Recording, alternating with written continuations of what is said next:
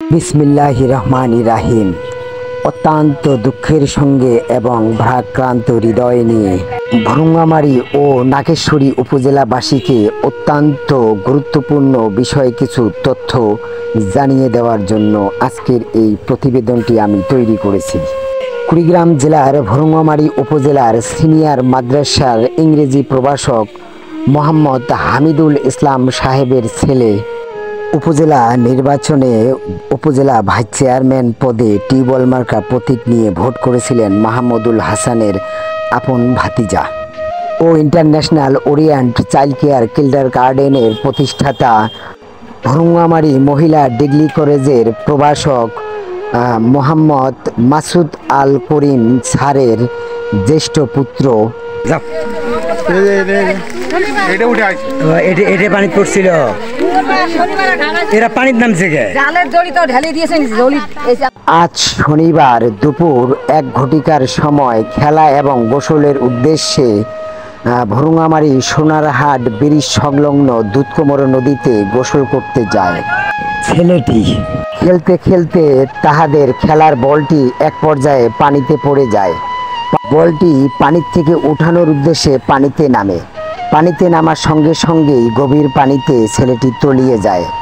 তার সহযোগী মাসুদ আল করিম স্যারের ছেলে তাহাকে সাহায্য করতে গেলে সেও পানিতে তলিয়ে যায়। তৎক্ষণিক সময়েই স্থানীয়রা এসে মাসুদ আল করিম স্যারের ছেলেটিকে কোনোমতে উদ্ধার করে। মাসুদ আল করিম স্যারের ছেলেটি প্রাণে বেঁচে গেলেও দুঃখের বিষয় হামিদুল স্যারের ছেলেটি পানিতে আর খুঁজে পাওয়া যাচ্ছিল না। স্থানীয় লোকজন ছেলেটিকে উদ্ধার করতে ব্যর্থ হলে তাৎক্ষণিকভাবে ফায়ার সার্ভিসে ফোন করে। ফোন করা মাত্রই 20 মিনিটের মধ্যে ফায়ার সার্ভিসের 6 জন কর্মকর্তা ঘটনাস্থলে উপস্থিত হন।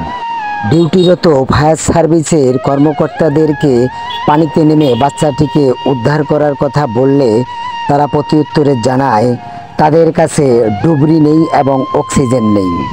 ফায়ার সার্ভিসের ডিউটিরত সদস্যরা শূন্য হাতে ঘটনাস্থলে উপস্থিত হন।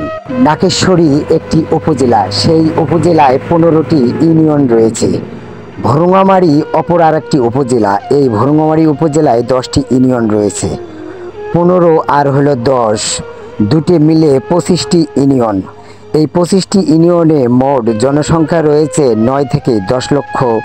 দুটি উপজেলা মিলে একটি ফায়ার সার্ভিস অফিস রয়েছে। ভুরুঙ্গামারী ও নাগেশ্বরী দুটি উপজেলায় নদী বেষ্টিত উপজেলা।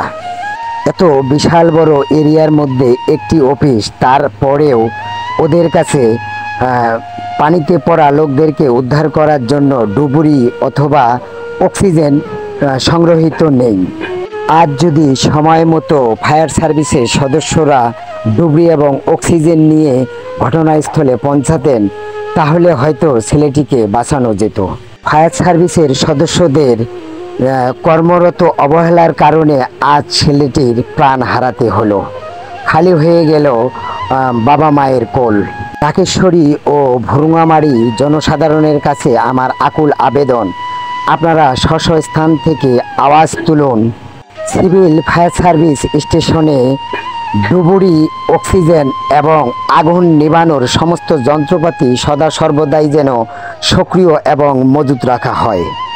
খালি জনগণের সেবার নামে শুয়ে শুয়ে ডিউটি করে সরকারের কাছ থেকে মাস গেলে মাইনে নিয়ে তাদের বাড়ি গাড়ি করলে চলবে না।